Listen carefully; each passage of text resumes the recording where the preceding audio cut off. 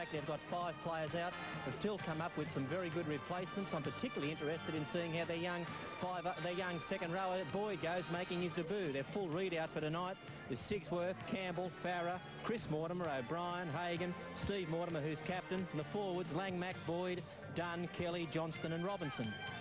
Well, I think South Sydney are certainly up against it tonight, but let's just check that South Sydney side that are hoping for a big win. Cruikshank, Harrington, Baker, Pobji, Biles, DeJura, Coleman, Andrews, Boyle, Phil Gould, Davidson, Fennick and Lindsay Johnston. And by the way, stay with us at half-time tonight. Billy Anderson has put together a neat little piece on one of my old teammates, Peter Mortimer. It's the side of a footballer that you rarely see, and that's something to look forward to at half-time. Thank you, Graham. Thank you, Bill. 17 years between drinks for South Sydney here at Belmore. Just as well they weren't too thirsty, Don. I'll tell you what, they scared them plenty in some of those games, but they haven't been able to pull one out. But it's do or die tonight. And Monday Night Football is on the road again. That's exactly right. Graham with Don on the sidelines, Bill and myself in the broadcasting box, a commercial break, and then 2E's Monday Night Football. Monday nights, under lights, Monday Night Football. When it's time to stop for that rewarding break, don't just have a snack, have a picnic. Cadbury Picnic, crisp wafer, soft creamy caramel, tasty rice crisps, crunchy peanuts. It's the delicious combination that lets you have a picnic anywhere.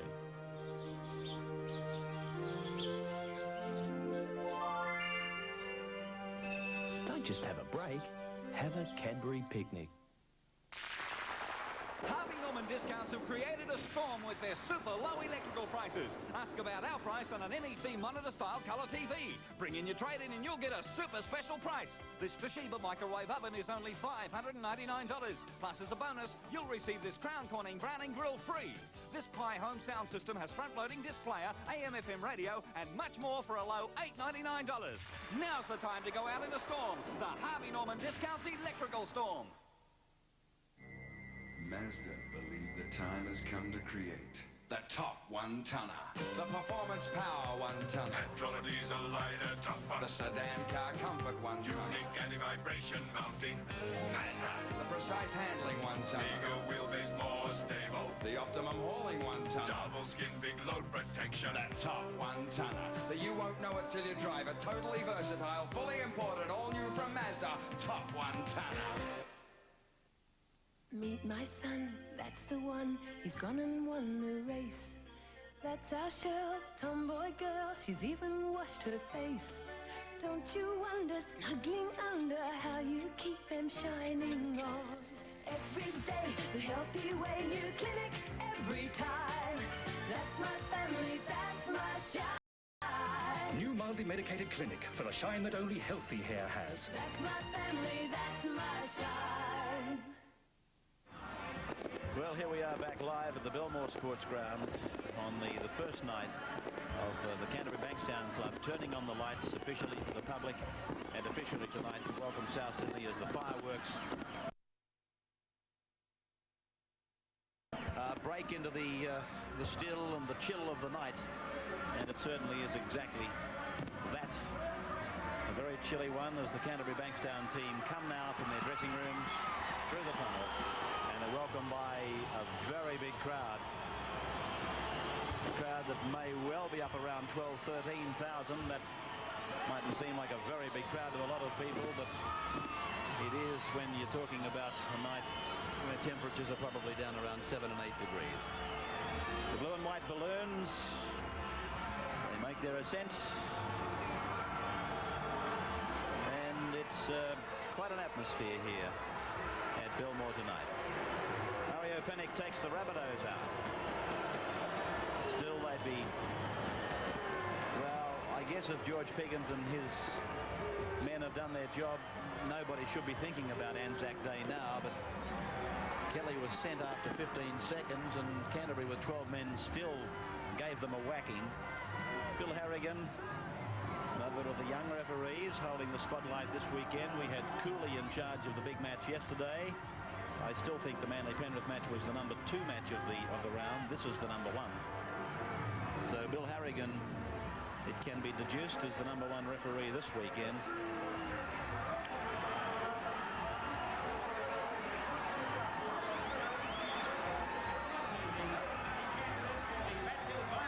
Minister for Sport, Cleary, and Bill Lovely, who's the local member for Bass, is coming out to perform the traditional guest kickoff. Tom Bellew is also coming out to the centre of the field together with Canterbury Bankstown Secretary and New South Wales board member Peter Moore. It'll be a proud moment for Peter Moore. He's worked very, very hard for this area in rugby league. I don't like to talk much about rugby league administrators and comparing them, but I can assure you when it comes to getting a sponsor, nobody is in front of Peter Moore. He has no peer in that area. He's got opposition breweries, opposition cigarette companies, and goodness knows what, all piling money into the Bulldogs. And there he is talking to Tom Bellew, the chairman of the board. As Mike Cleary and his stablemate prepare for a dual kickoff.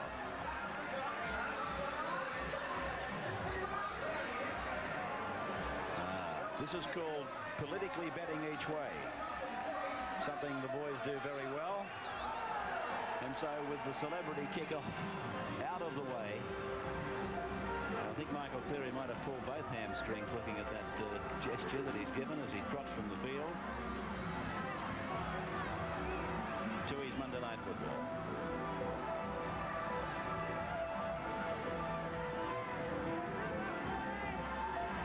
Something that is becoming a must on a Monday night, looking at some of the figures that were at my disposal last week. Andrew Farrer plays 100 tonight in first grade for the Blue and Whites. HFC Canterbury Bankstown Bulldogs. It's a big match for them. They've got a chance to wind up this premiership at the top of the table, certainly in the top three. South's battling to make the top three, and some people believing battling to make the semi-finals. So a very enthusiastic start from Canterbury Bankstown as Boyle was tackled, and now Fennick takes the full brunt of the Canterbury defence. Kelly going in strongly back on the South 22 line. Oh, Davidson was hit with an absolute Bobby Dazzler. My goodness, that was a tackle, and now this match has erupted into several brawls.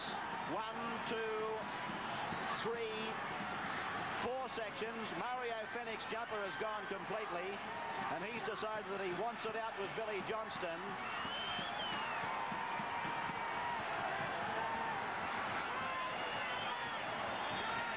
Well,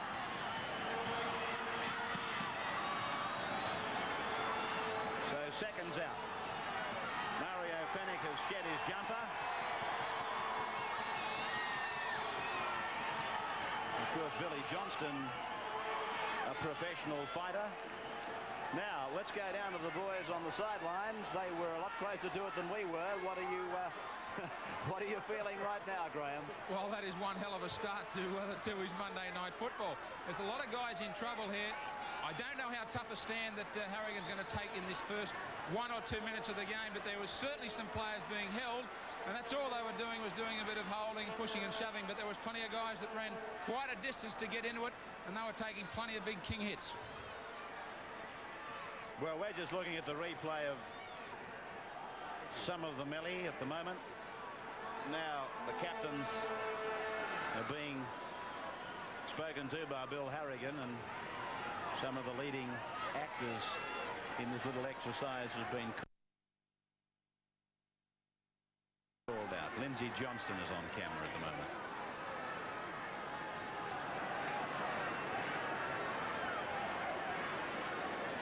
Would you like to offer a reason for this eruption, Bill? I would not. It was a fairly ferocious start, and I think both sides are capable of handling that, and here's the result of it. Paul Dunn certainly got 10 minutes in the sin bin, and I think that Bill Harrigan's, yes, Mario Fennick's about to join him. So Paul Dunn and Mario Fennick. Fennick turned and said something to the Canterbury players as he left the field. What's happening down there, Graham? Well, take a look at this one. There could certainly be something on in the tunnel here. Mario Fennick and Paul Dunn having a heap to say. The touch judges stayed with me here. He's watching them walk all the way down the tunnel. And believe you me, there was no love lost there. All right, so we come back to the rugby league action. From the stadium, we come back to the sports ground at the other end of the ground with Canterbury in possession. Played by Kelly. Spun back for Farah to kick. And an awkward bounce there for Cruikshank. Tackled about 5 metres on his own side of the halfway. That's Ross Harrington, who's right on the halfway line. Away to Gould, and a short ball then for Davidson, who took one almighty tackle from Canterbury. A gang tackle, as somebody once called them. Oh, Johnston ran into the waiting shoulder of second row forward for Canterbury. There's no place for the faint-hearted, is it? There's some ferocious defence taking place at the moment. Here's Baker drawing them and getting the pass through Podgy to Biles, and Biles comes back into the centre as a couple of other players decide they'll have their own personal confrontation behind the play at the moment as Baker kicks ahead. Baker seemed to be tackled late, but the referee said, "I saw it play on," and Sigsworth, he'll play the ball now just outside the 22, and again the niggling continues as the touch judge from the far side comes in to report the incident. Between Campbell was one of them from Canterbury. Who was the other bloke, Graham? They're sitting on your side of the ground. It was Michael Podgy. I'm not quite sure whether he's the touch judge has gone in just for that incident, or I certainly hope that he hasn't gone in for the Neil Baker incident, because Bill Harrigan saw that and called play on. No, it's the altercation that happened on the side of the ground where you are between Podgy and Campbell. Well, there they are. They're sorting out their own problems as the game goes on. What's very important here is that players need to be able to settle down and concentrate and keep their mind on the job. You can start to forget about football and think about the opposition, and if you do that, the game's lost. Well, quite a spirited commencement to the match by both sides, Don. And the penalty goes to South. We'll come back to Don in just a moment, as Baker will attempt this penalty about 24 metres out, a few metres in from the touchline, in front of the Stewart stand here at Belmore Sports Ground. Yesterday, Phil Cooley had quite a heated opening to his match, and now Bill Harrigan has had a similar commencement to his game tonight. No place for the faint-hearted, Don Lane. No, I'm afraid not, Ray. I don't think that South Sydney can ill afford to get mixed up in this sort of byplay, especially there was another fight over here. The one you were alluding to was in back play over here, but two guys for no reason whatsoever. I just think they're that pent up, that's all. But they better knock it off or they're going to get their eyes knocked out. Okay, here comes Baker now from a fairly acute angle. And it goes across the face of the uprights, and it's Hagan who's tackled out on the 10-metre line. Tommy Harper's Langmack. Ball being played back to Billy Johnston. I doubt very much if the Johnston-Fennick affair has finished completely when he comes back. Unless they've given him a tranquilizer, I think Mario will be looking to settle up the score with Billy Johnston. I'm not sure what happened, but I do know Mario lost his jumper in the discussions. Well, there are some positions that you can avoid coming into head-to-head confrontation, but hookers, they're going to be packing down against each other in every scrum. Andrew Farah taking the penalty and finding the line just into South's area. In fact, the ball almost hit the Minister for Sport on the head. He's with Graham Hughes on the far sideline. Mike, a brilliant set of new lights, and that's a fiery way to bring them in. Well, it's 17 years since I've been out here, but they are a brilliant set of lights, and I'd just like to inform the people that Peter Moore is a great organiser, but there's these lights, there's $200,000 from Footy Tab in here, and I was just going through the figures. There's well over $4 million that the government spent on rugby league fields, and with the $200,000 for the lights and $170,000 for the other ends, this ground is probably one of the best suburban grounds there are. So we've got a lot of work to do in other grounds, and I'm very satisfied with the result I see here. Well, you mentioned taking us back 17 years. I said it at the start of the show. You were at South Sydney then. Were you the one that helped them kick off this 17-year drought? Well, without a doubt. I think I've come back here to hope to break the drought. But it's a fiery game. They've certainly warmed it up for a cold night. But it's a great crowd. And I tell you what, this is a great game of football. Two good clubs. And I think we might be seeing some more incidents there. Neil Baker definitely copped a late tackle that time, right? It was late and it was high. Yes, I agree with what Don Lane said. It was Steve Mortimer on Neil Baker. And then I saw Dave, watch this tackle again. It's kicked and bang, he got him right across the cheekbone. There's no question that it was a high tackle. I'm not going to say it was late for the simple reason that Mortimer had propelled himself into the tackle, as Robinson may have taken his eyes off it, and it's Johnston who's tackled. But heavens above, I've seen some fiery openings this year, but this one is unparalleled. There's players going in, they're throwing themselves feet first into tackles. As I was about to make the comment about young Cruikshank, after Baker was felled, he went in and made a tackle on a Canterbury player, and he actually went in feet first. If these two teams were playing in a grand final last week in September, they couldn't be playing with any more intensity. There's certainly no love lost as it goes from Steve Mortimer across to Andrew Farrer. Farrer puts a little jink into his run-up, and then he gets it to Campbell, and Campbell is tackled by Pobji, and he'll play it about 10 metres on his side of the halfway. Billy Johnston is well over the advantage line, a run of 15 metres. Oh. And a penalty will go to Canterbury. Lindsay Johnston will be penalised. So this was Billy Johnston making good ground, and Lindsay Johnston goes bingo with his right in front of the referee. He must have thought that Bill Harrigan was due for OPSM or somewhere. Well, he's gone for 10 minutes, so he'll just about take up the seat that Mario has been keeping warm for a few minutes. Although I don't think Mario will be sitting down in there. He'd be walking around like an angry lion. Yeah, an angry lion. Let me out of here.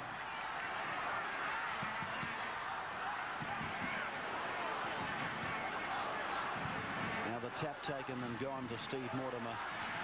And down goes the little fellow. Well, this is going to be a very important part of the game for South Sydney. Now down to 11 men. Canterbury will try to move the ball about. Souths have got to try and hang on till they get someone back on the field and match it with numbers with the Bulldogs. So Robinson plays it. I'm watching Phil Gould over on the blind. He's going up very quick as Canterbury put a succession of passes together, and O'Brien goes in to score the first try of this clash between Canterbury Bankstown and South Sydney. Well, at last we've seen some football. There's been some huge tackling, I'm not denying that, but it's been sprinkled between the altercations, and then Canterbury, they chained together several short passes, several well-directed passes, and O'Brien was the man who goes in to score wide out on the hillside of the Canterbury's Belmore Sports Ground. Well, this was always going to be the play when Souths were a man down. Canterbury spreading the ball out wide, but it was a very well-engineered try. Langmack committed himself very late into the attacking line to make the extra man. He spun a pass onto O'Brien, and he charged over for the try. Here it is again as it was fed by Hagan. It was a short ball given by the player just in front of Langmack, I must admit to missing him. And then O'Brien goes in. I'm sure the ball was grasped in the in goal before his feet went over the touchline. And this 21-year-old bricklayer picks up yet another try for the Canterbury Bankstown club. There's Fennick talking to Jeff at the back of the tunnel. Jeff is probably saying, let's just settle it down a bit. He might be saying exactly the opposite too. He'll be saying lead with your left and follow with your right. He might be saying there's good money in the boxing cape of Mario. Get stuck right into it. Let's hope not, because it's pretty hard trying to broadcast fights and football at the same time. All right, here's Farron. Right in front of one of our cameras, moving in from just outside the 22. He's missed it. And so in Tooheys Monday Night Football, Canterbury 4, Souths yet to score. You know, Charlie, no one can make nuggets like Kentucky Fried Chicken. I know that, Frederick. Tender, bite-sized pieces of chicken cooked golden like the Colonel's special way. I know that beverage. After all, Kentucky Fried Chicken only do chicken. That's why their nuggets taste so good. I know that, but what about the herbs and spices? I thought you liked the way they were cooked. I do. Well, make up your mind, Charlie. I have. Well? I like everything about Kentucky Nuggets. Kentucky Nuggets from Kentucky Fried Chicken. Welcome back. Canterbury Bankstown 4, South Sydney 0. And just back to that Canterbury try, of course, Fennick and also Lindsay Johnson, the South Sydney players, were in the sin bin when Canterbury produced the perfect tactics for such a situation. Two players took the ball up. Jeff Robinson sucked three South Sydney defenders in. A quick play of the ball. The ball was sent out wide, and that's a key to tonight's game. Players like Dunn and Robinson, they'll be taking 2 and 3 tacklers down every time they take the ball up, and look for those quick play the balls. Now to the wingers, Campbell and O'Brien. Crookshank is shook up here. So it's South Sydney now with the ball just on their side of the halfway, and Canterbury gets a penalty. He's penalised Harrington for the manner in which he played the ball, which seems like a minor crime compared with some of the ones that have been committed here so far. You're supposed to get to your feet immediately and play the ball with your foot in any direction. Well, I think it's important that Harrington does apply all of the rules here. I think he's the man that's got a big job on his hands. He's got to make sure that the players stick to every rule in the book, that they're back 5 metres, that he's watching things that happen over the rucks, because once he backs off for one moment, once he lets a few things go, he's going to have a real problem on his hands. So the kick for line by Canterbury was successful. Now, I think this touch judge has ruled that the South Sydney player had his foot on the line. He's called Fennick out again as both teams prepare for a scrum. And Mortimer's got the feed, which means the South Sydney player caught it in the field of play and then put his foot on the sideline. That's exactly right, Bill. Had he have been standing on the sideline, it would have been ruled as successfully finding touch without being contacted by a South player. But it's Canterbury Bankstown strongly on the attack now as they win this scrum. Played by Steve Mortimer, struck by South, picked up by Campbell, and another penalty to Canterbury.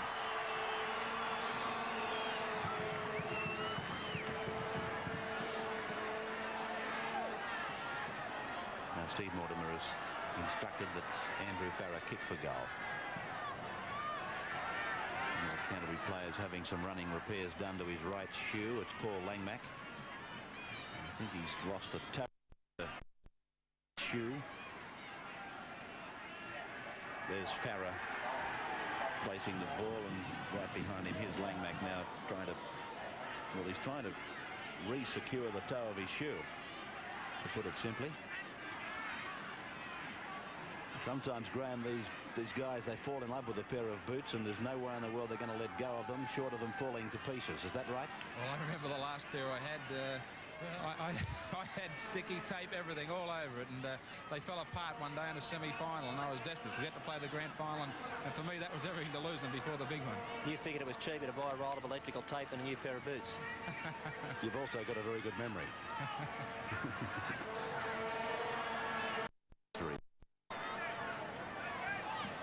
Here's Farrer now from where the 22 line intersects with the 10-metre line, in from touch in front of the Stewart stand. Several trumpeters here tonight.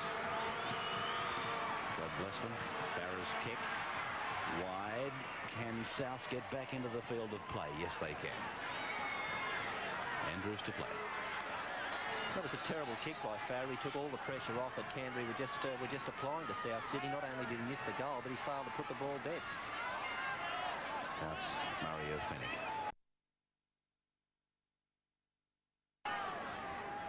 Johnston saying something to the referee as he got up from making the tackle. Now it's Davidson who's put down. This is David Boyle. And that's the 22-metre line in South Sydney's territory that you see. Ooh, G. Baker didn't get much of a kick in. In fact, well, he's got to be offside, Coleman. Craig Coleman's claiming here that the ball was touched by a Canterbury player and that thereby put him back onside. But geez, must have eyes in the back of his head if that was the case. It was something I certainly never picked up from our commentary position. 5 straight penalties to Canterbury. So South making some rather stupid mistakes. Some lower grade information. The 23s, of course, was played on Saturday. 10-8 to Canterbury, and South's 14, Canterbury no score tonight. Across to Steve Mortimer, and now it's his brother Chris. That's a knock on by Billy Johnston. Canterbury were very keen to push the ball quickly to the right. Scoreline 4-0 in favour of Canterbury. Remember 1985 car prices and how much they've gone up? Well, to clear the overstocks, your Ford dealer will sell you right now a new 1986 Ford at 85 prices. I'm getting a new Laser at an 85 price. A new Telstar for me at 85's price. A beautiful at 80. 1985's price for my light truck. See your local Ford dealer now for 1986 Fords at a 1985 price. But hurry. The laws and principles of physics never change, nor do the goodness, taste, and quality of Cadbury Dairy Milk Chocolate. It's the one that most people prefer, because only Cadbury Dairy Milk Chocolate has that great Cadbury taste, and only Cadbury Dairy Milk Chocolate has the goodness and nutrition of a glass and a half of full cream dairy milk in every 200-gram block. So when you think of chocolate, think of Cadbury with that famous glass and a half. Back at the sports ground at Belmore, and Davidson for South is about to play it. Lindsay Johnston comes back to the field, so that completes both teams now. And Craig Coleman absolutely swallowed in that tackle by Paul Dunn. Now it's Johnston running into the shoulder of Langmack. Boyle, he gets the pass out the back, and it was knocked on there by South, so scrum has to go down. All right, let's check the footy tab and what's happening with John Croucher. Yes, Ray, we've got $39,000 in the dividend pool on Pick the Result tonight, and 70% of the entries have gone for the Bulldogs to win this, with the most popular score, Canterbury 18, South Sydney 12. Fed by Mortimer. Same tunnel.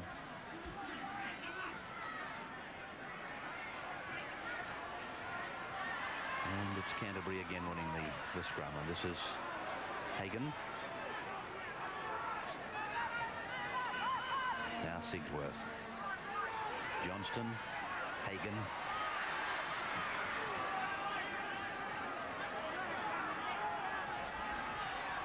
Mortimer. That kick channeled into that bottom corner, or it was a good bounce really for Canterbury, but Les Biles was in the right place at the right time, and then he ran into a shoulder tackle from Langmack. He's really peeling off some big ones tonight, Langmack. Davidson has put it down. He's ruled play on as it goes to DeJura. Some of the body contact in this match is incredible. I haven't seen a match this year probably to rival the frequency of the body contact in this game. Well, what you normally find in a game of football is players use their body as a shield. They use it for protection. In this game, we've got 26 players that are using their body as a weapon. Baker. His kick going down to Campbell, who takes it on the leg, and that's a very good piece of football by Sandy Campbell. This is O'Brien, the try scorer. Don Lane, you haven't had many opportunities, I suppose, to sit on the sidelines and watch rugby league at a first grade level. And of course, sitting on the sidelines watching a match with the contact that this one has got, it must be something else. You can get hurt and get cuts and bruises down here just watching this stuff. I like hearing the grunts and groans, but just a little bit of humor to me is that with all the punches and all the banging and all the hard hits, I look over here before and there's Jeff Robinson helping Mario Fennick up off the ground. We're a weird mob over here, Lenny. Oh, yes, mate. Sigsworth's kick is fielded by Cruikshank, and Farah was able to bring him to ground with Sigsworth a few meters on the south side of halfway. This is Biles.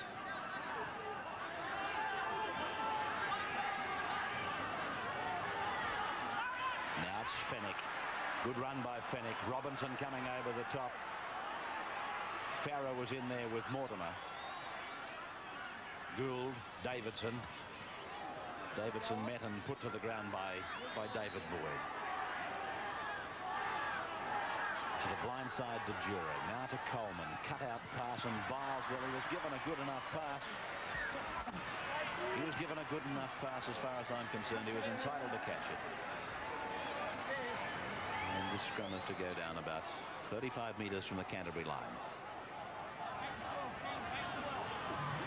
This was the passage of play. Coleman's pass. It was floating out there. It hit him on the hands, and I can only imagine that Les Biles was wondering what Sandy Campbell was doing a few metres down the track. Paul Langmack being cautioned here. You'll find that this was for a late tackle. Oh, something like 6 tackles earlier on Phil Gould.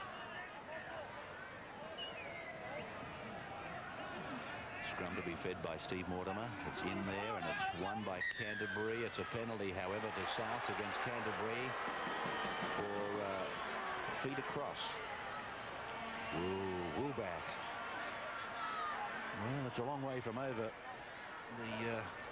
the fire in this match. In fact, I doubt that it's going to go out at all. I think there's going to be quite a bit of spiteful contact right down to the final siren. Fennick is asking, where do I take this from? Gould is to Davidson. Biles is met without gaining any ground. He didn't even get past the man who gave him the ball, and they had 10 metres start. Here's some fancy stuff by South Sydney. I don't know whether this is the time nor the place. As Boyle plays it now, it's gone to Gould, and Gould spins it back to Johnston, but they've had 3 goes at getting over the 22, and that's where the tap was taken from. Now it's with Gould. He decides to go himself, and Sydney now leading Canterbury by 6 points to 4 in Tui's Monday Night Football.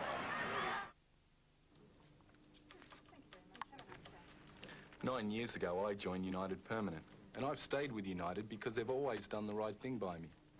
Now that they're planning to become a fantastic new bank, the National Mutual Royal Savings Bank, I'm going to do the right thing by them, and all of us, by voting yes for the merger. And that will mean you'll still see the same friendly faces in the same branches. So if you're with United, why don't you join me and vote yes? Back live at Belmore Sports Ground, the first night under the $400,000 lighting system. South Sydney coach George Pickens. He wouldn't mind having a say in a match like this in his heyday, George. He'd relish the task. He'd put his mark on it. Wouldn't he ever? This is Gould now. These two clubs, they clashed in a national Panasonic at Lismore this year. As we find Hagan knocking on for Canterbury, and a scrum will go down 32 out from the south line as another touch judge comes in. Yeah, no tries scored in that match at Lismore. That was a real tighty. So I can see what's prompted this touch judge to go in. Well, he's talking to Chris Mortimer. No, that's Andrew Farrow just giving a little push in the back. That's nothing. No, this is something to do with what Chris Mortimer has done. Michael Pobji calling for the water bottle.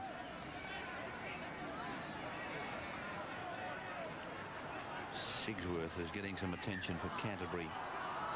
In line with the scrum, about 20 metres back. It's an ankle. Possession held. The readout is South 44 tackles, Canterbury 29. And here's another scrum.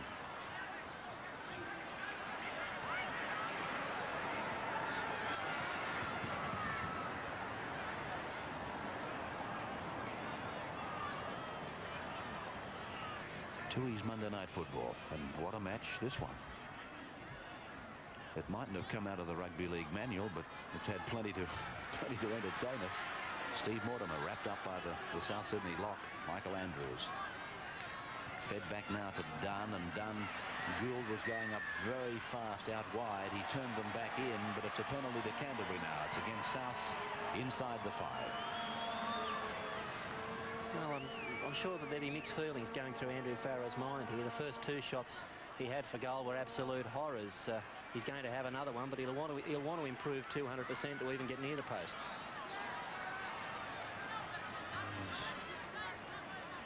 There's so much happening out there. I was just looking at Mario Fennick. He's really mouthing off at some Canterbury players. Coleman was trying to settle him. And Don, I reckon you must have been within earshot of what was being said. I know it's not for broadcast quality, though. Yeah. I think Mario Fennick is flirting with danger here. He just got warned now. The referee just warned him again. He has not stopped jawing at the referee since he's come back on the field. I reckon that he better concentrate on football and forget about all this nonsense.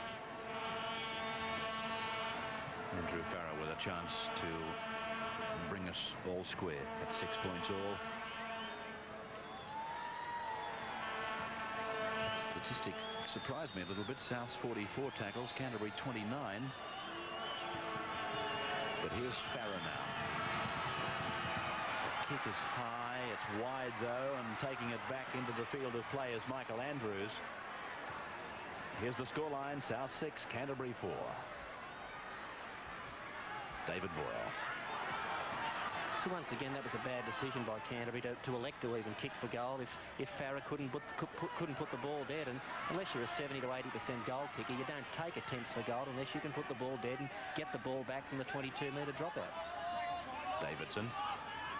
Here's the scrums and penalties for you. Canterbury have won 3-2 the scrums. The penalties have gone 2-1, the ratio. 6-3 Canterbury.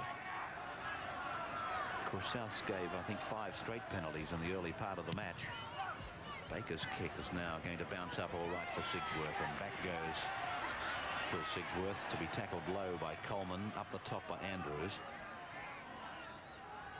Across now for Hagan, the run around for O'Brien. He runs into Fennick and Johnston.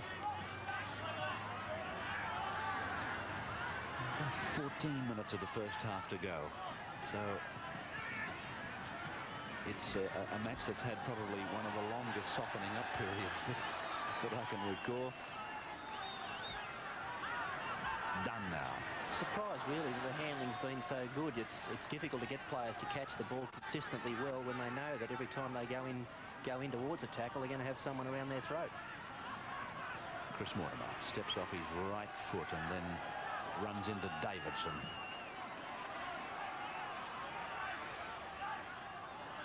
Steve Mortimer across the ground and then floats the ball out beautifully for Boyd to the halfway to Campbell. Campbell, oh, good tackle by Coleman. I thought he might have gone into touch. It's got to be a South penalty, passing off the ground. So Campbell has passed from the ground. This is the run by Steve Mortimer. He went across searching for a wide runner, picked up Boyd. Boyd drew and then gave it to Campbell. Now watch this. Campbell is around his legs, and Campbell is, well, it's the second tackle that the referee has deemed to be the one upon which he ruled Campbell passing from the ground. Sure, he wasn't held by the halfback Coleman, but the second tackler is the one that the referee has ruled as having a hand on Campbell when he was in fact in contact with the ground. You can see from that Mario Fennick has lost concentration. It's the second time tonight that he's gone to take a tap restart, which he would have done over 1,000 times in his life, and he's run it past the touch judge and gone up to take it next to the referee. Ball play by David Boyle, given to Gould, now to Johnston. Johnston gets a short ball away to Andrews. All he was doing was passing off his own trouble though, because Andrews was a sitting duck for a hard tackle from Hagan. Away to Gould and on to Dejura, now to Baker. Baker holds it back and tries to sprint through. Gets a pass to Bronco Dejura, but it was forward.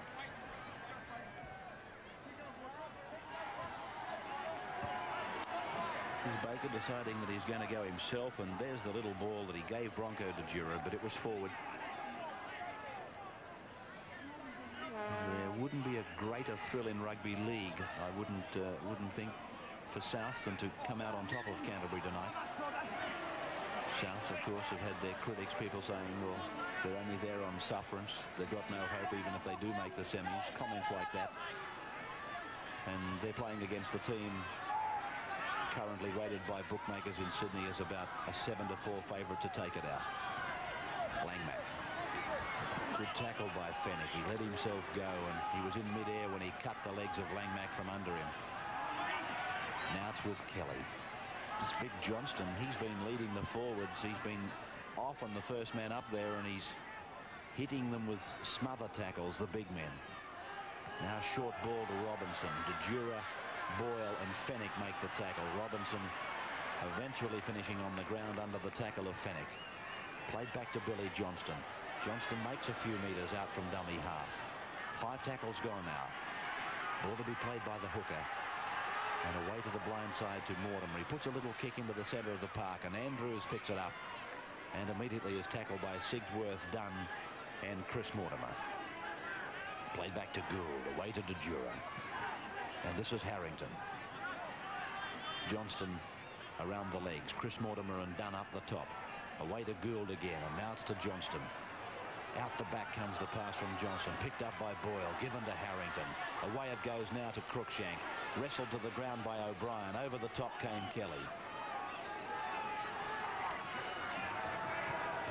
This is Davidson now. Good strong run. Passed it as he was on his knees, and this is Coleman up towards the halfway. Away now to Gould. DeJura, Baker. Baker puts the kick in. Picked up by Langmack. Penalty Sass.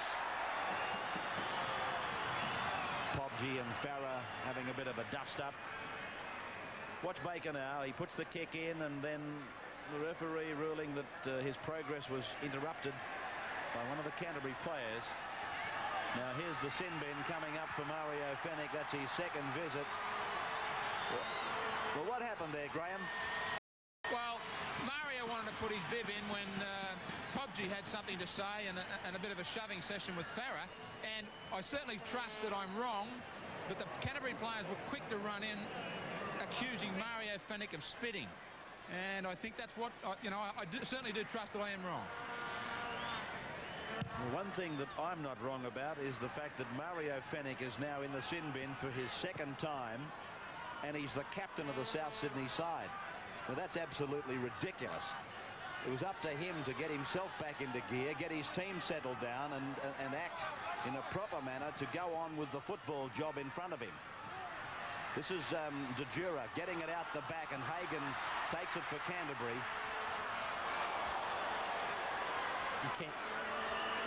The crowd here at Belmore absolutely loving every moment of this Monday night football match as Andrew Farah comes back.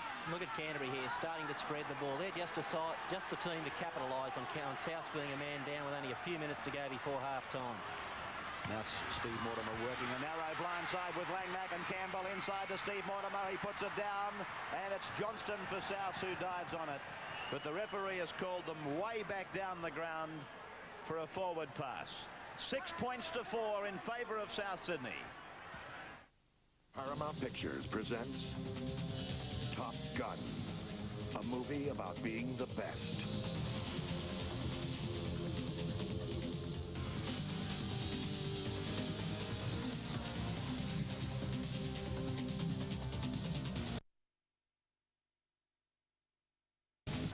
Came on bad times. You'll remember that Canterbury were going all out to find another fullback, and then all of a sudden Sigsworth got his chance, and he took it in both hands, and he's back in some of the form that really made him famous back in the Newtown days. Look at this crowd. A big one here at the Belmore Sports Ground for this match of the round. Canterbury team number 3 in the Winfield Cup race, South's number 4. This is Davidson now.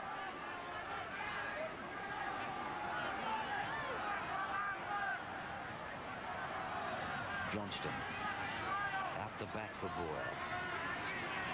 Dunn and Langmack making the tackle about 15 metres out from the South Sydney line as the ball is again with Johnston. He's a willing worker, this fellow. He was at North when he repped, did he not, Lindsay Johnston? He's not just your ordinary everyday front row forward, as that was a kick that has backfired for South, and Farah was held by Les Biles, and he did well there, Biles.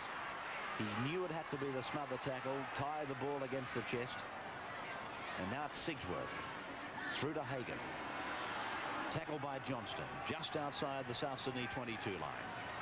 Played back to Steve Mortimer. Now it's Jeff Robinson. David Boyle and Neil Baker make the tackle together with little Craig Coleman. Now Robbo to play. Billy Johnston to the blind side for Peter Kelly. About 12 metres out from the line. Gould and Boyle lying over Kelly. Away to Steve Mortimer, who does a little bit of a dipsy doodle and feeds it back to the blind for Robinson. In fact, I think we saw a similar play against Norths, and Robinson scored a try on a fairly narrow blindside. But that was off a penalty play. This is Sigsworth with the kick, and now let's see what the ruling is on this tackle. Yes, it's a penalty to Canterbury Bankstown against David Boyle. Here's the kick by Sigsworth, and he's ruled that he was tackled after the kick, and it looks like it was a high tackle too. It certainly was no higher though than a previous tackle we saw from a Canterbury player on one of the Rabbitohs, and that went unchecked. Once again, Canterbury electing to kick for goal from this penalty. It's not an extremely difficult one. It's about 23, 24 metres out, but Farris kicked none from 3. We're in that period just before half-time. South Sydney a man down. I'd have been inclined to put the ball into touch and put pressure on for 6 tackles.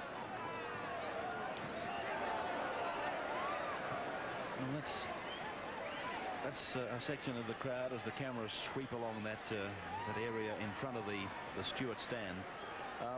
Yeah, that's fine, Bill, but you know, Andrew Farrer has got a much bigger kick than the one we've seen from him tonight. It could have something to do with the ball. It might be softer than normal. It might also be the nighttime conditions. I'm not sure, but he's a much bigger kicker than the one we've seen so far tonight.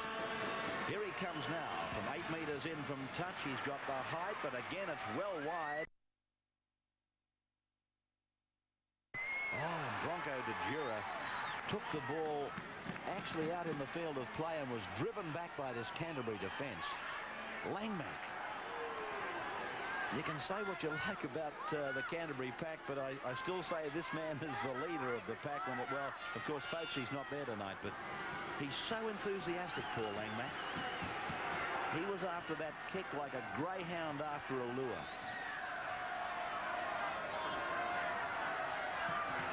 He's a real hunter, Paul Langmack. Baker's drop kick. And it's with Farrer now on its way back to the 22 line. He's cut down by Andrews. Away to Steve Mortimer, now to Paul Dunn. Dunn met by Michael Pobji. Gets a pass out the back, a good ball.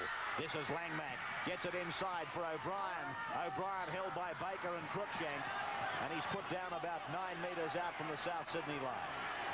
Playing it back to Johnston. Billy Johnston from dummy half. Still 3 metres from the South line. South Sydney hanging on to this slender lead as Dunn goes up, out to Johnston, away to Mortimer, on it goes to Hagan. A long, long pass out to Sigsworth, on to Farrer. Farrer crosses the 22, wrestles with Pobji, goes to ground under his tackle. The crowd go back to their seats as it's played, and there might have been a tiny knock on there from Chris Mortimer. He's appealing to the referee, saying it came off the foot of a South Sydney player. And another touch judge goes in to make a report. Yes, well, you can see why Chris Mortimer was complaining, and I'm not going to tell you that he was wrong either.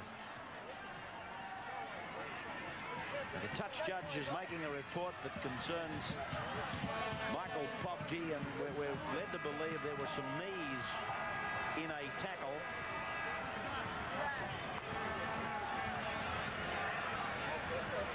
These touch judges have been kept busy in this encounter, so they should have been. It was 2 in the... And Canterbury get the penalty. Mortimer has instructed Farrer to take the kick for goal. Now, what's Mortimer and Gould talking about? It's been a half that's had everything, including some rugby league, sledging, fighting. Goodness knows what hasn't been involved in it. Yeah, well, I made the comment that maybe it's the football giving Farrer the trouble. In fact, watching Neil Baker's drop kick, that line dropout, they are much better kickers than we've seen. Graham, would you agree with that? Well, I think that you can take a line through it that Andrew Farrer, when he was consistently a goal kicker here at Canterbury, was renowned for being a guy that can put him over from halfway. Now, I know he's been hooking the balls. Nearly every kick he's taken, he's hooked out to the left of the post, but he's just getting no distance whatsoever. So, whilst these new footballs that they've been trying out over the weekend are great for handling, a lot of trouble for the kickers. Here he comes from 22 out, 10 in from touch. He got that one right on the point, but it's gone wide. No goal, and so there it is. Half-time in Tui's Monday Night Football. It's South. Years ago, a famous producer in Hollywood that everybody hated died, a movie producer. Yet there were thousands of people out there for his funeral, and one newspaper guy said to the other one, try and figure this out. And the guy said, well, you know what they say, mate, give the people what they want. Well, if you give the people what they want, if you give them atmosphere like this and lights like this. Tom Bayou sent me up about an argument I had about promotion for rugby league and how they weren't doing it. Have a look at this crowd in a good stadium with lights and a third and fourth place team battling for survival, and you'll get these kind of crowds every time. Well, I'm pretty used to the old Belmore Sports Ground crowd here. You're used to the old Belmore Sports Ground. Well, it's not that long ago. Leave me alone. I think there has to be at least 15,000 here tonight, and I think the crowd, certainly this atmosphere, had something to do with a very fiery first 40 minutes. Oh, absolutely. I think they were G'd up by the crowd and everything else. I think it's a bit disgraceful that Mario Fennick has to spend half of a half in the dressing room. He's either got to concentrate on football or turn it over to somebody. Also, the point about the new ball that you kept bringing up, Andrew Farrer being a great kicker, but at the same time, we've got the best drop kicker in the game here, and he hasn't been able to put one more than 25 meters out, a two-line dropout. How are you enjoying being close to the sideline? Some of these hits have been enormous. This has been the toughest opening that I've certainly seen. Absolutely frightening. I mean, first of all, you see two guys come together like that, and there's no noise out of them. At least I expected a grunt or something, but you don't even hear that. But it is a tremendously ferocious football game out here tonight. Anybody watching at home, I hope that the atmosphere is reaching them, and also the high quality and high standard of defensive play. Yes, well, they certainly are putting plenty into this first half football. 6-4, South Sydney leading over Canterbury Bankstown. We're going to take a break right now on Tui's Monday Night Football. Then we're going to be back, as I mentioned to you earlier on at the start of tonight's game. We'll be back with the Peter Mortimer story, the other side of Peter Mortimer, the rugby league footballer.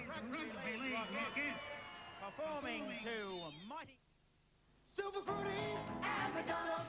I got a Sunday berry, McDonald's blackberry, and I got a pie, McDonald's pineapple pie, and I've got a shake I really like to make. McDonald's took on Ballarat with a win. Watch out. You're at Clontarf to witness the attempted murder of the Duke of Edinburgh. Quiet, please. You're one of the nervous crew bringing Australia its first television broadcast. This is television. 200 years, an enthralling trip back in time, each week totally surprising. You'll never know where you'll be or when. In Charleville for the first and last attempt to blast rain from the sky. You'll feel the pride and uncertainty of enlistment in a war so far from our shores. Over the next year, our past will piece together to create a beautifully illustrated historical treasury you'll want to delve into again and again. There could be no more fitting tribute to our bicentennial. 200 years. You won't want to miss one moment of it. Remember 1985 car prices and how much they've gone up? Well, to clear the overstocks, your Ford dealer will sell you right now a new 1986 Ford at 85 prices. I'm getting a new Laser at an 85 price. A new Telstar for me at 85's price. A beautiful new Falcon at 85's price. 1985's price for my light truck. See your local Ford dealer now for 1986 Fords at a 1985 price. But hurry. Welcome back, and you've just seen the ball caught by Phil Sigsworth from the kickoff, and Sigsworth is out just beyond his own 22. Opening seconds now of the second half, and What a first half as we see Dunn getting the ball away, and from Kelly it went down to Sigsworth, who plays it now. One change in the two lineups, and that is Glenn Frendo is on for Canterbury, taking the place of Sandy Campbell, wearing jumper number 15. And Mario Fennick is back from the sin bin for his second occasion. So he actually spent 20 of the 40 minutes in the first half in the sin bin. What a night. What a crowd. What a football match. In stark contrast to a visit we paid here back in '74. That was the last time we were here at night time. First Amco Cup match on record. '74. Raining cats and dogs, and I can assure you the OB crew that we fielded that night was the biggest percentage of the crowd. Tonight a crowd probably around 13 or 14,000. As Fennick comes out from dummy half. In fact, he was getting a cover up from Johnston, his foe of the first half on many occasions in the altercations that took place. Now this is Andrews. Long ball out to Baker.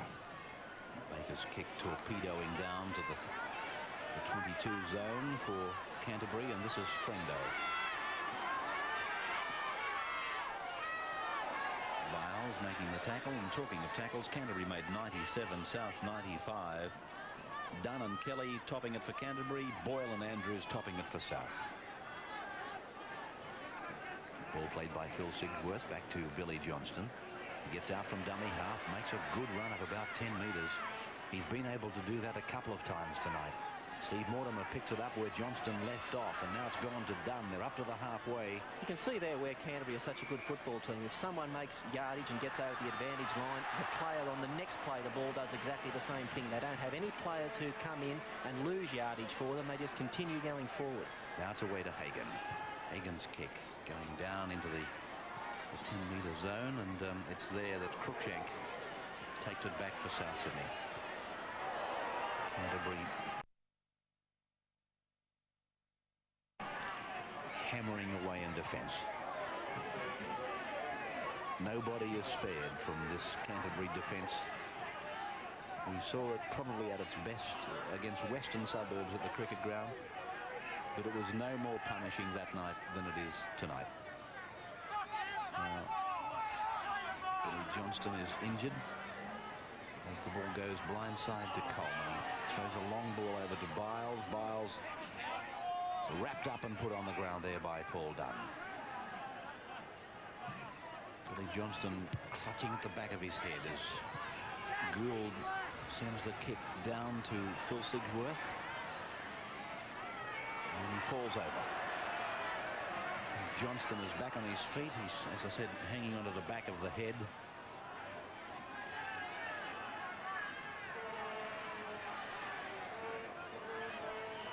Chris Mortimer.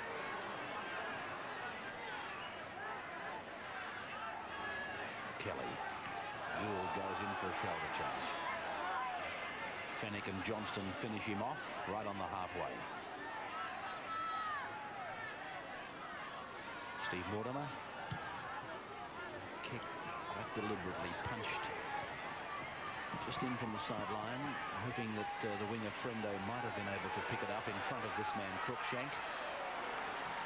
The answer is fairly obvious as Cruikshank is piled into the ground just outside the 22. Coleman, Boyle. Langmack was the first man up, around the legs. Dunn and Kelly coming in over the top. Davidson, and there's Boyd hitting very hard. Chris Mortimer coming in to help. Davidson gingerly to his feet, that hurt him. Harrington is tackled. Davidson limping quite noticeably on his left leg as Gould gets a kick in. It's gone down to Sigsworth, who runs it over the halfway, comes at an angle to the 40-metre line. Brought down by Boyle, Johnston, Fennick and Andrews. So it's Billy Johnston, held by Gould. 6 points to 4 in favour of the Rabbitohs. Not that Canterbury didn't have the chances to lead. And Sigsworth knocks on, so it'll be a scrum.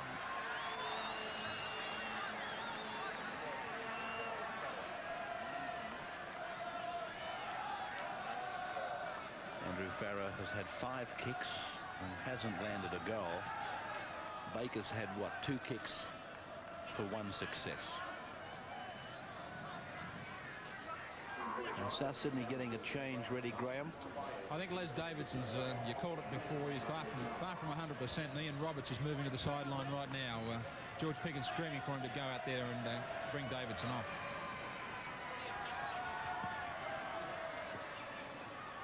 George Piggins calling Ian Roberts back for his final instructions. I'm pretty sure George said plenty of tough, hard stuff. Give it your best shot. He played 23 Saturday, didn't he, Roberts? Here's Boyle. He doesn't mind this sort of football, David Boyle. Well, in fact, South have done a darn good job here to be weathering the storm. Not only that, but still leading by 6 points to 4. They've taken a hell of a hiding from the Canterbury defence, which just doesn't put you on the ground. It hits you and hurts you, and it just keeps coming. There's no refuge. Here's Boyle now to the halfway. Davidson is gone. Roberts is on. You must be enjoying this, Don Lane, deep down there in the bottom of those South Sydney boots of yours. Well, yes, but I'm enjoying the game a lot more. I mean, this is really tough, hard stuff. This substitution just took place, by the way, but I find it interesting that you've got a South Sydney team with their back to the wall, and they're taking everything that Canterbury can dish out. It's a question of whether they can last through this entire half. They're taking a heck of a beating. Harrigan wants it called in ground. Nobody's responding to his request. Now they are. Here's a good close-up of the 2 front rows. Graham, you're almost sitting on top of what's happened, and here's the caution going out on Kelly. Tell us about it. Well, the penalty, you'll find, I think, was for some clash of heads. We heard it here on the sideline. There was a charge of headbutting there, I think, that was delivered by Bill Harrigan to the Canterbury front row.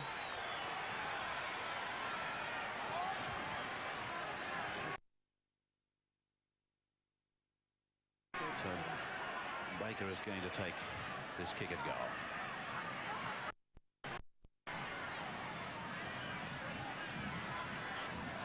Just clarifying that foul play from the scrum, of course, allows you to shoot for penalty goal. Baker on the 22, about 11 metres in. Some work there being done on David Boyd's shoulder. He's in the side for Steve Folkes. He and Terry Lamb are on test duties, of course, tomorrow night. David Gillespie is still out injured.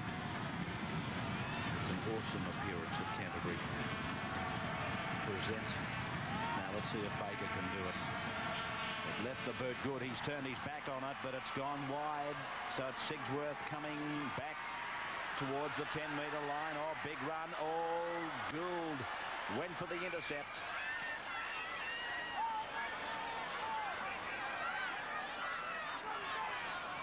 Dunn now.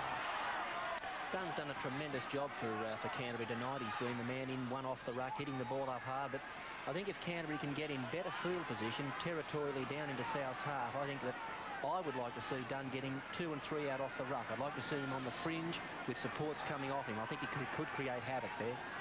Ball played by Farah. Here comes the kick now. Chris Mortimer came off the outside edge of the boot. This will be a dangerous scrum for Canterbury. All right, as the scrum prepares to pack, Don Lane is with Les Davidson, the South Sydney player who's just come off. What'd you hurt, Les? Just behind me there. I don't know what it was. I just fell back onto it in a tackle. Everybody's been talking about how hard it is out there. Is that hard stuff? Yeah, it's nice and hard, but our boys are like me out there. You know, we don't mind sort of play at all. Okay, mate. I hope you get well. Yeah, thanks, man. All right. Les Davidson. Ball played by Coleman now.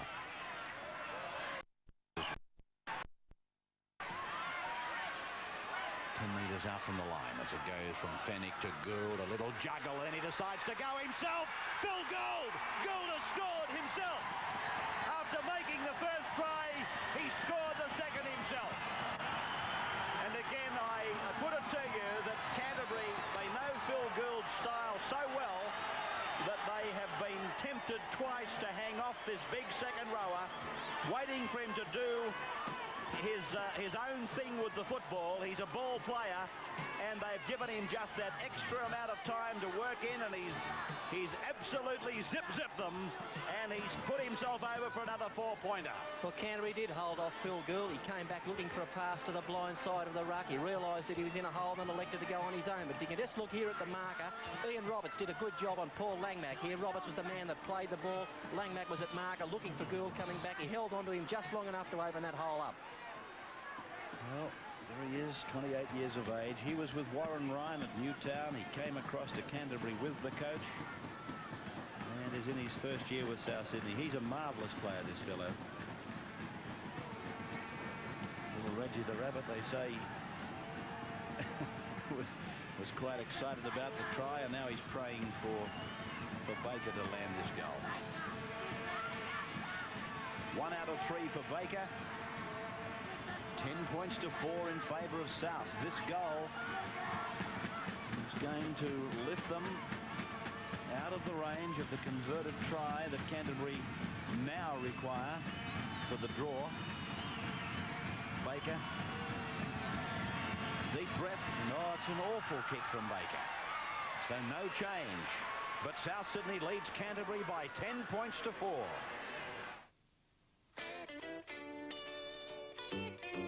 The pitcher looks round from his place on the mound. The catcher pounds on his mitt. Everyone knows, you know, Joe DiMaggio, but the game all swings on one hit. Well, he curves it in low. Strike one. 2 to go. Your knuckles turn white on the grip. The next whistle's through and the call is strike 2. The bases are full, this is it. Well, the third one is sly, but you've got in your eye. Cracks on the bat like a whip. A whip. The outfielder throws as you're heading for home, but you're in by the skin of your hip. How do you feel? How do you feel? How do you feel?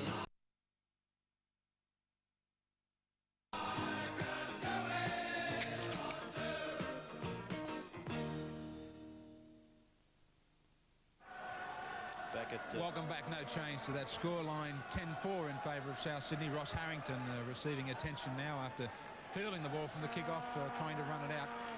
At this stage, Canterbury would just like to take the opportunity to thank their match sponsors, All Proud Home Improvements, Ainsworth Distributors, and of course Peter Warren Ford. And Peter Warren, the man himself, arguably maybe Canterbury's #1 supporter. And the man can't be at the ground tonight. And Peter, we know you're not well, but cheerio from everybody here at Belmore Sports Ground. Meantime, you saw the clash of Harrington as he brought it out. It was Billy Johnson that he decided to take on, but so many of these players, they're not prepared to put a sidestep into their work. They just want to run headlong into the opponent. It's really a battle of brawn. It's almost a battle of strength and pride as Baker finds the line for South down inside the 32-metre line. There's the kick from Baker on the Tui's replay. Marvellous kicker of the ball. In fact, we've got some mighty fine kickers in this match tonight.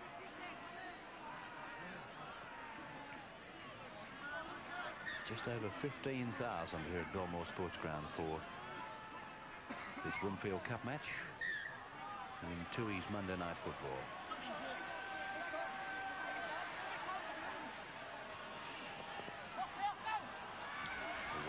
For Hagan, he was trying to get the ball out, but Souths are coming up very quickly and turning them back in. Now it's Steve Mortimer, his brother Chris, and put down by Andrews and Roberts. Now it's from Farah through to Steve Mortimer. Short ball for Kelly, met by Boyle up the top, Fennick down below. Johnston coming in as a third tackler. This is done.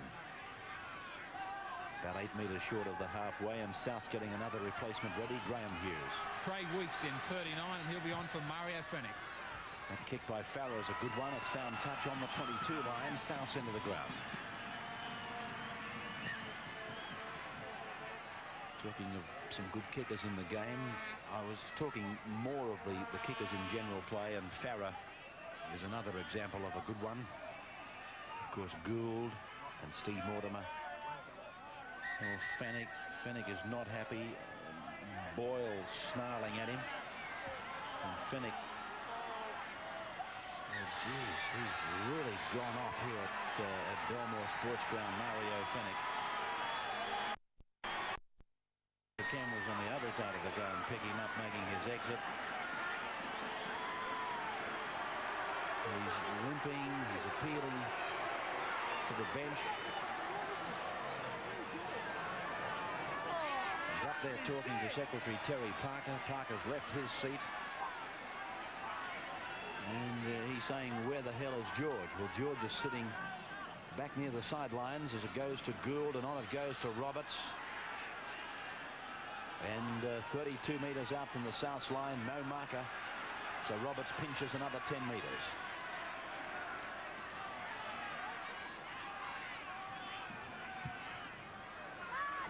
Gould now putting the ball down under the Canterbury 22. Here's Sigsworth coming back, and Podgy is there to make the tackle together with the replacement Weeks.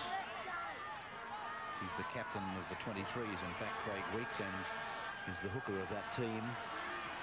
This is O'Brien, the man who scored the try for Canterbury. Steve Mortimer, Michael Hagan. DeJura making the tackle first up, Boyle coming over the top. And it's a penalty going to Canterbury. It's against Podgy.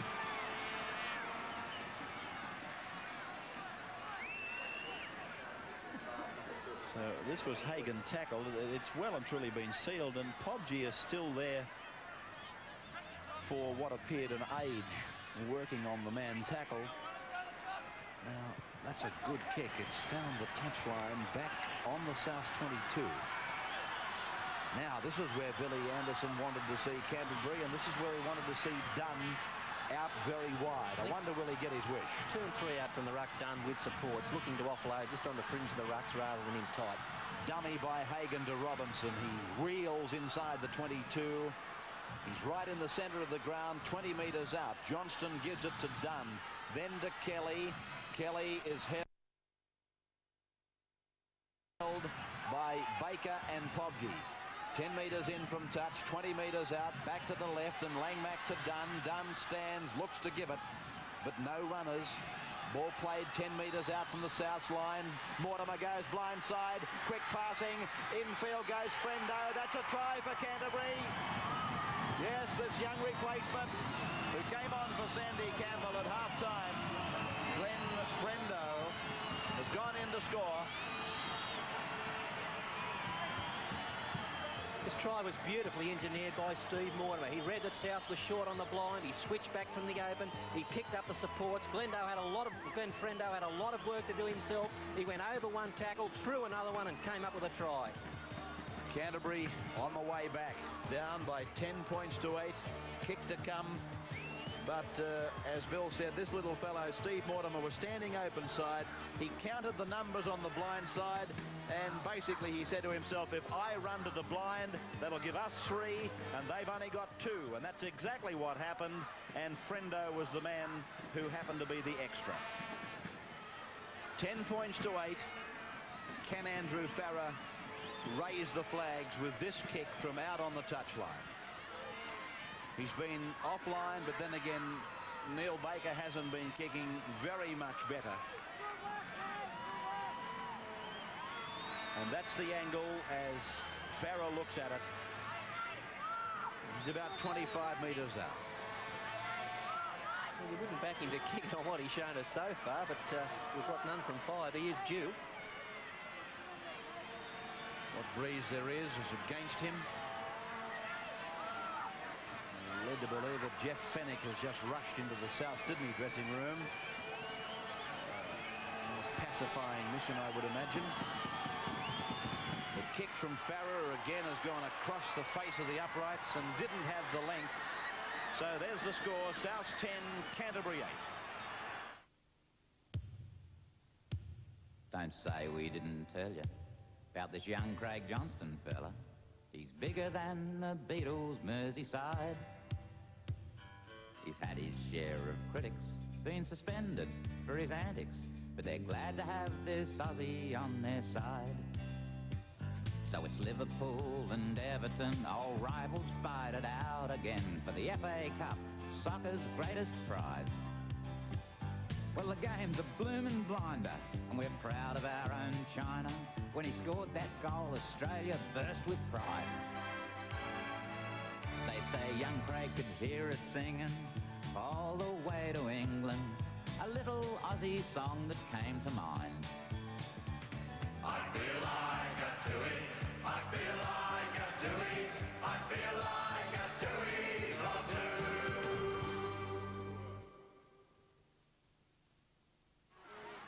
And back at Belmore Sports Ground, the official turning on of their $400,000 lights. It's 10-8 in favour of Souths. Home team struggling to take out the Winfield Cup points in this encounter.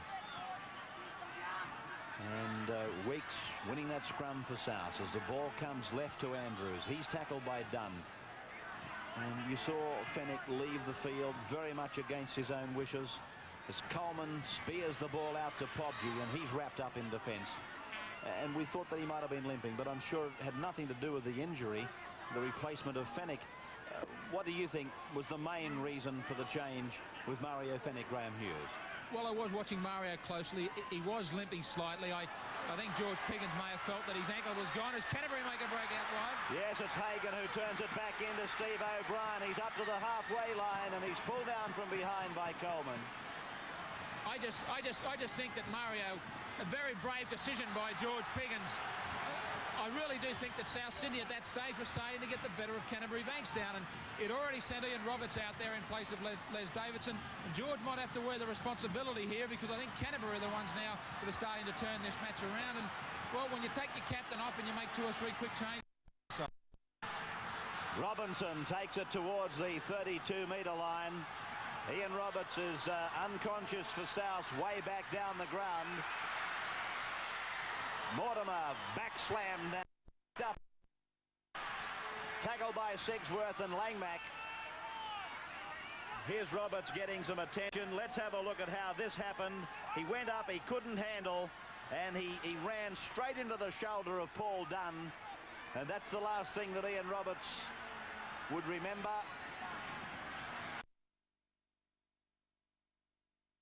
The stretcher coming out for Roberts.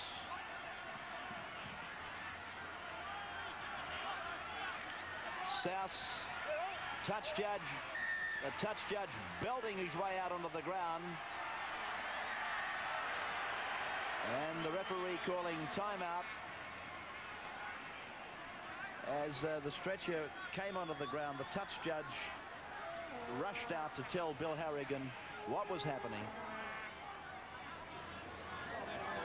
George Piggins getting Chisholm ready off the bench.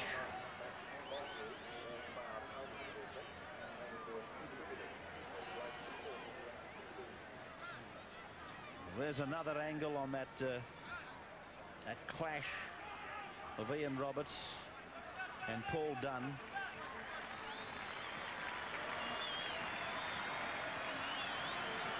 The words of George Piggins still ringing in his ears, that youngster Ian Roberts.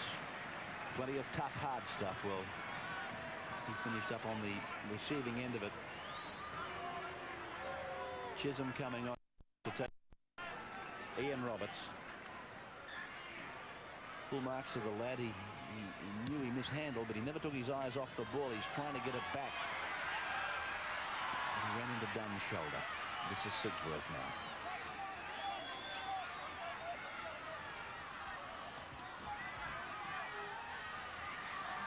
Hagan.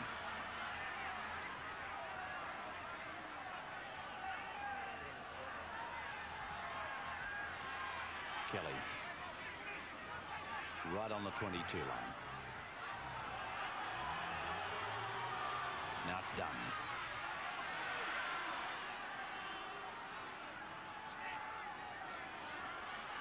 Steve Mortimer. Jeff Robinson. It's a knock on. He'll put a scrum down on the 32.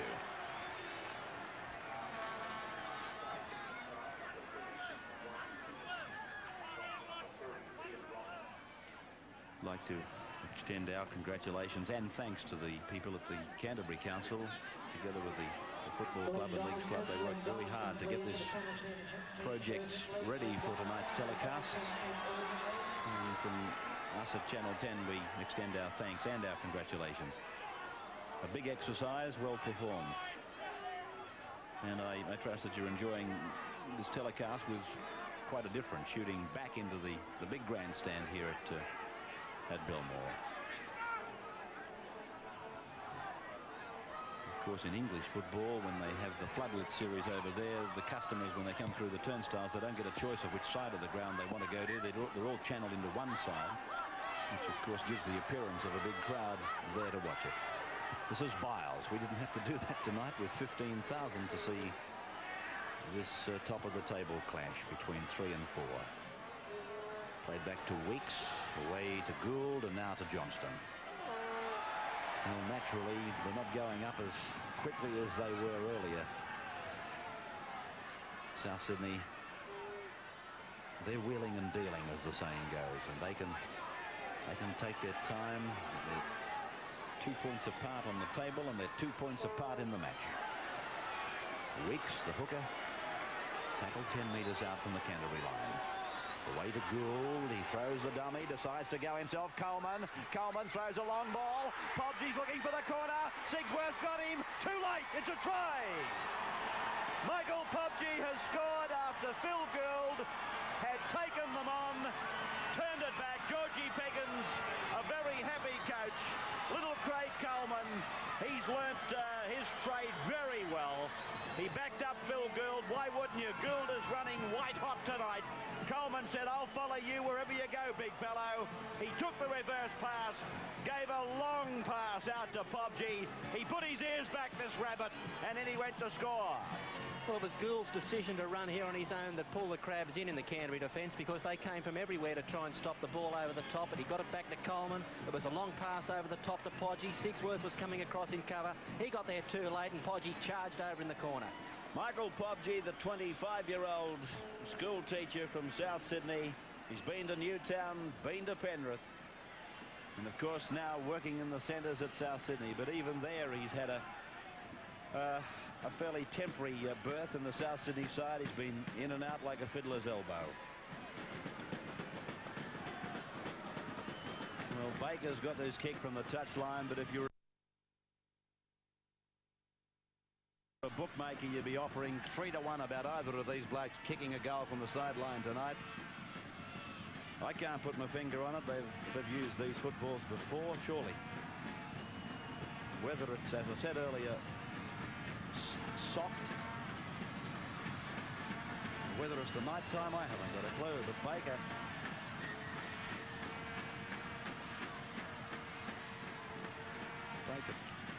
turned around. Somebody threw a missile at Baker. He looked to let go with a swinging arm in a tackle earlier, Baker, and he brought a frenzied cry from the Canterbury supporters in the stand, and it's pretty obvious they haven't forgotten it. This will be one heck of a kick. Police coming in behind Baker now. He gets his kick in. It's got the height. It's got the length. That's a great kick by Baker from the touchline. And again, George Peggins comes out with the hand clap and the smile.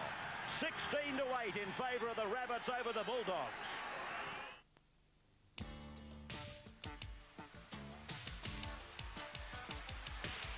So here we go again. Manly and Para. Para's well ahead, but the gap starts to narrow. Manly's coming back. Seems like they're built out of steel. How do you feel?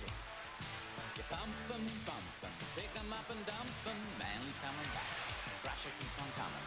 It just goes to show what an eagle can do to an eel. How do you feel? Manly's coming back. A good trial do it. Up goes the bomb. Too bad they blew it. The Eels see a chance sang, light shone through it, just emotion comes sliding in, and all the crowd began to sing.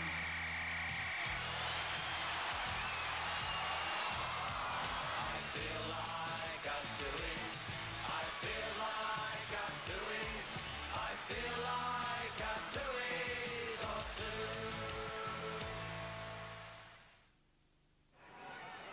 Back at Belmore Sports Ground live on Tui's Monday Night Football, and South Sydney leading by 16 points to 8.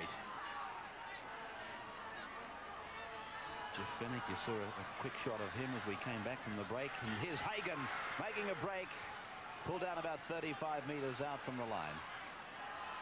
Jeff apparently was rushed to the South Sydney rooms as Mortimer gets it to Langmack, Langmack to O'Brien. He's tackled just outside the 22 line. Not Steve Mortimer.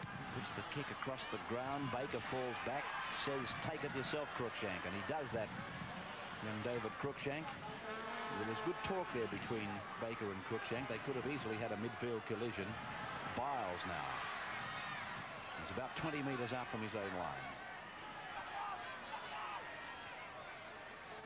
Now Dejura.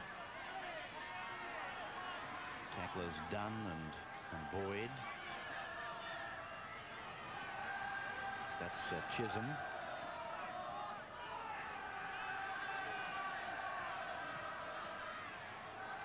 Well, what a game of football this has been. It's had everything that you could wish to see. It's probably satisfied the people who think there's nothing wrong with a bit of biff here and there.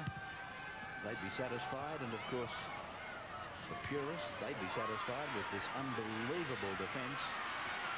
And this South Sydney side just hanging on there, hanging on and grabbing points when they provided themselves through the expertise of Phil Gould.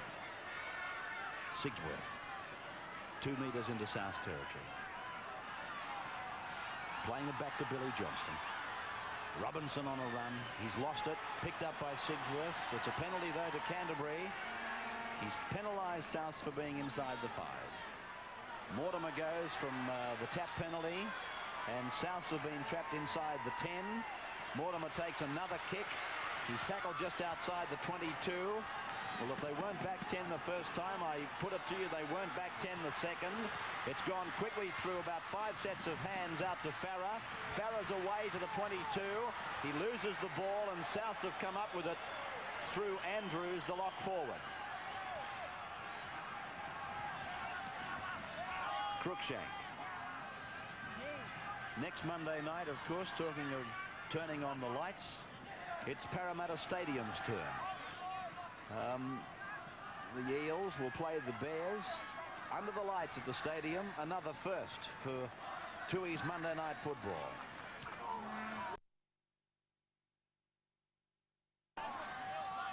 Boyle to play it.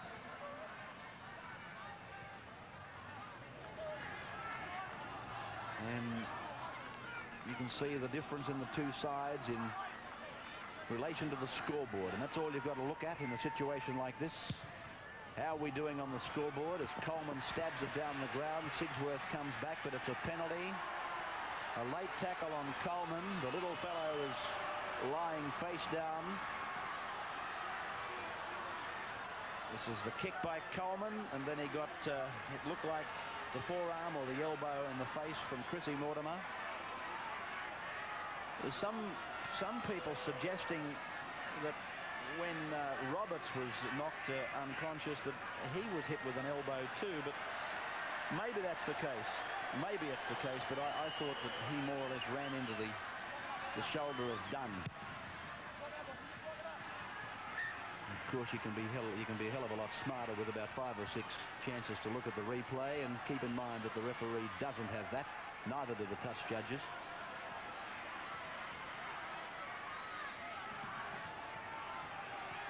Gould just standing there as first receiver, telling people what they have to do, who wants it, inside, outside, and then occasionally he just lets go, and you've seen the result. Here he is, dummies from dummy half, goes himself, not held. He probably thought of a double movement, held it back. Oh, he's having an absolutely brilliant game tonight, Phil Gould. Nobody can deny that. Unable to play the ball. Langmack is mouthing off at him. Mortimer goes in for a quick look.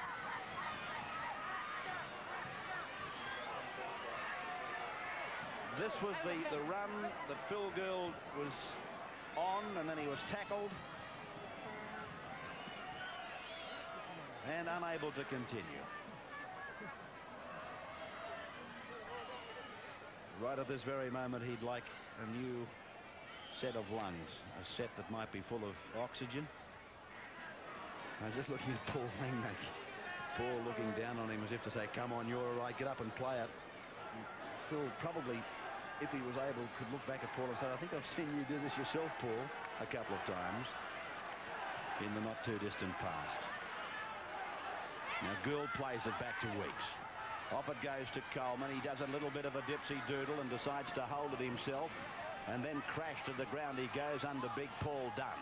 5 gone for Souths. What'll they do here? It's gone to Baker. Gets the drop goal attempt away. That looked pretty good off the boot. The referee likes it, and it's a further point to the South Sydney Rabbitohs. They lead by 17 points to 8. Tooheys Monday Night Football live from Belmore. 17 years since South Sydney has won a match at Belmore. 17 long years. And what were you saying about somebody being thirsty? I said it was a long time between drinks, but I tell you what, they're certainly satisfying their thirst tonight, Don. Well, they can pop the corks now, I think. I hope anyway. Hang on. Yes, I think so. I might break a rule. This is David Boyle now. He's about 15 metres out from his own line. Andrew Farrer staggering back into his position. Tackled is Chisholm now. Gould.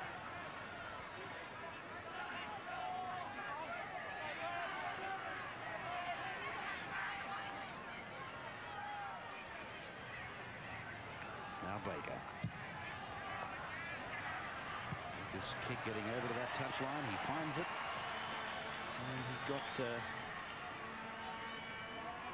got the touchline about 6 metres into Canterbury's territory.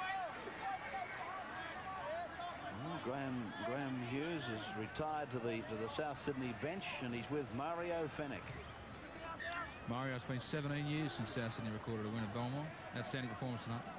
Well, today we proved that we are capable of winning the competition, and I hope all those critics sit up and take notice today.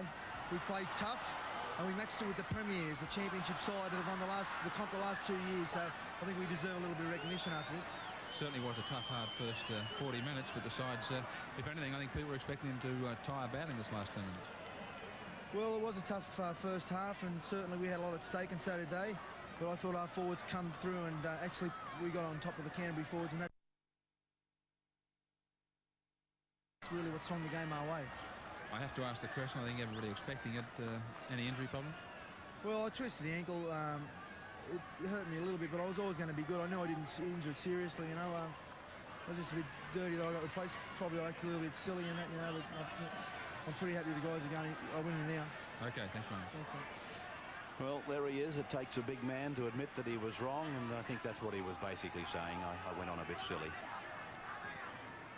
I can accept that. I'm sure you people can too. In the heat of the moment, he could feel it that the Rabbitohs were going to get their first victory here for a long time. And as I said to you earlier, tonight wasn't just a game of football for them. It was a chance to prove that they are worthy of their position in the Winfield Cup.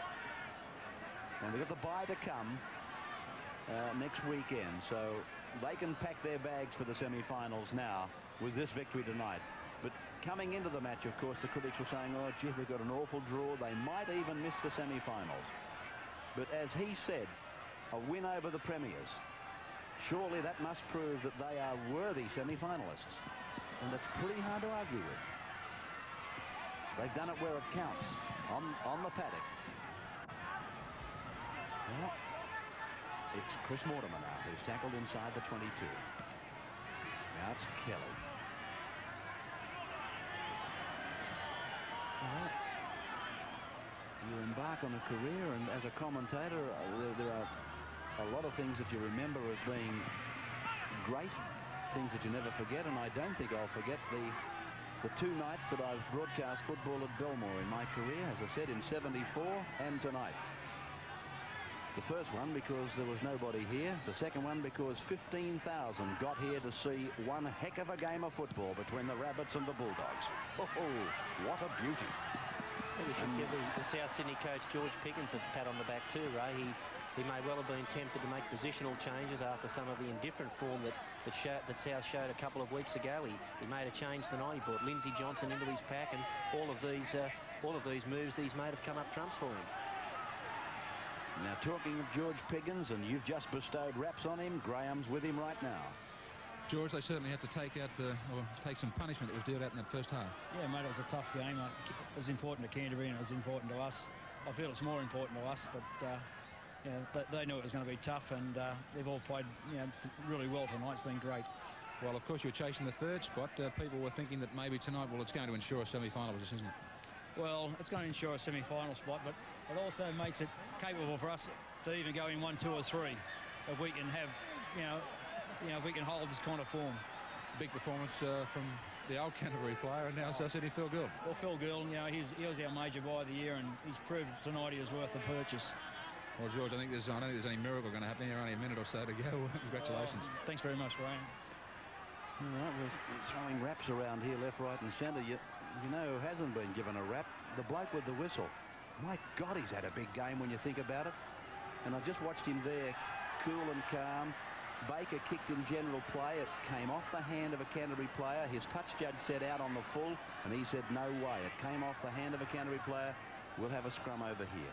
He's had an enormous match under, I believe, the heat of this big battle. He's come through all right.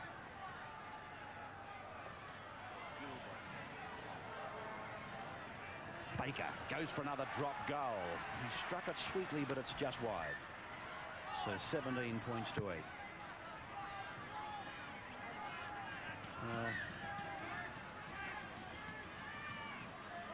Canterbury now with Kelly taking it up.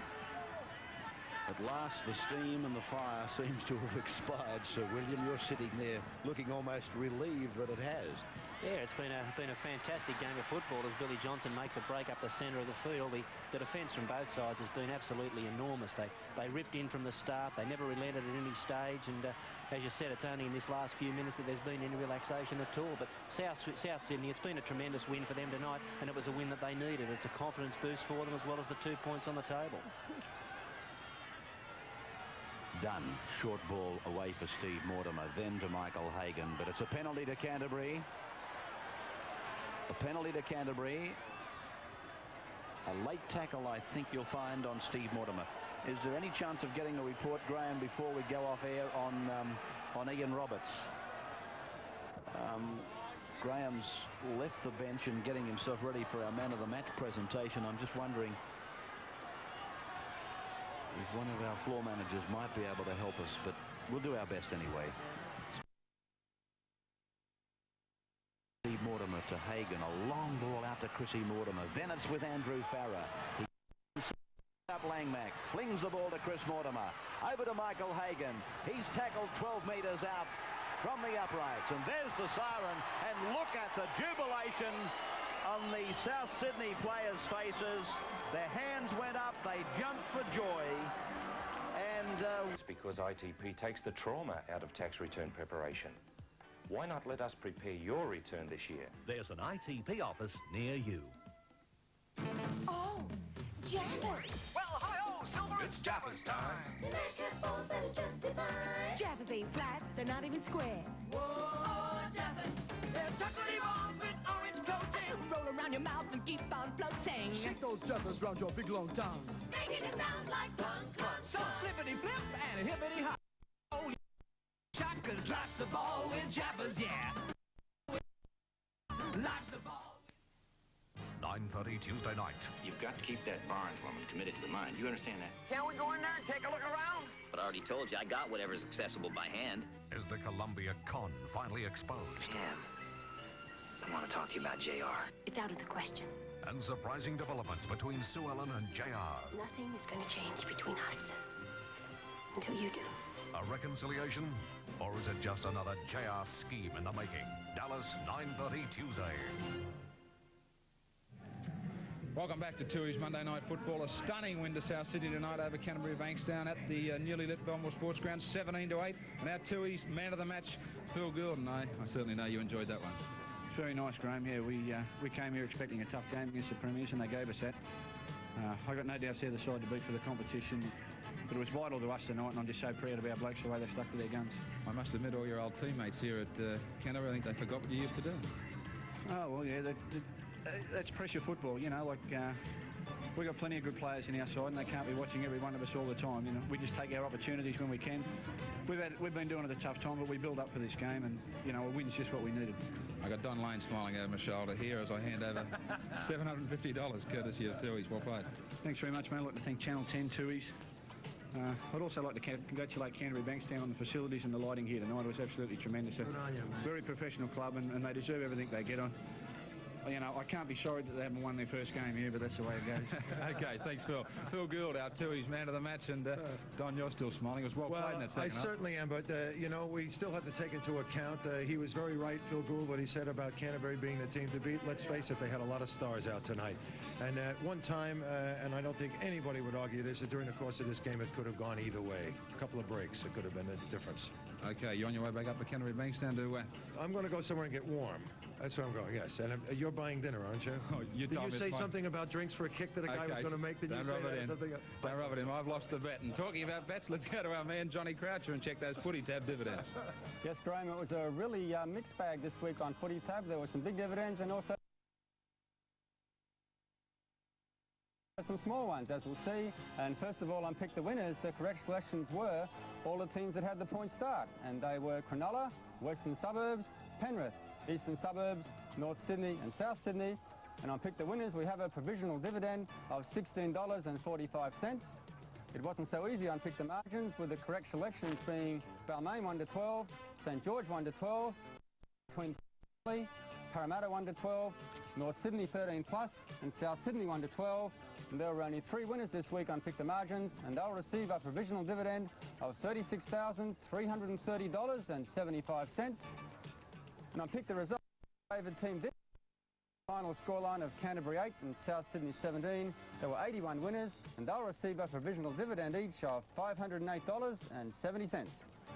Well, some fantastic dividends being provided by Footy Tab this year, and that's the reason, of course, the pools are getting bigger and bigger each and every week. Let's have a look at the Premiership table now with the win by South tonight. There it is, completed after the round. Parramatta 32, leading the competition from Manly by 1. And then 2 points away, Canterbury 29, level again with Souths. A break of 5 to Balmain on 24. And then just 1 point out of the 5, Penrith. Followed then by 1 point to North and St George on 22. East 18, Cronulla 17, Canberra 16 with Illawarra, and Western Suburbs 15. Next weekend, it's Manly versus Eastern Suburbs. Balmain takes on Wests. Illawarra versus Cronulla. Canberra takes on Canterbury. Souths have the bye, so that takes them to 31, doesn't it? St George play Penrith in the NEC big game on Sunday. That's a most important one for both clubs, particularly for the Panthers. And on Monday night, it's at the Parramatta Stadium where they'll do it all again. We'll turn on a new batch of lights. And they play in North Sydney, the Eels versus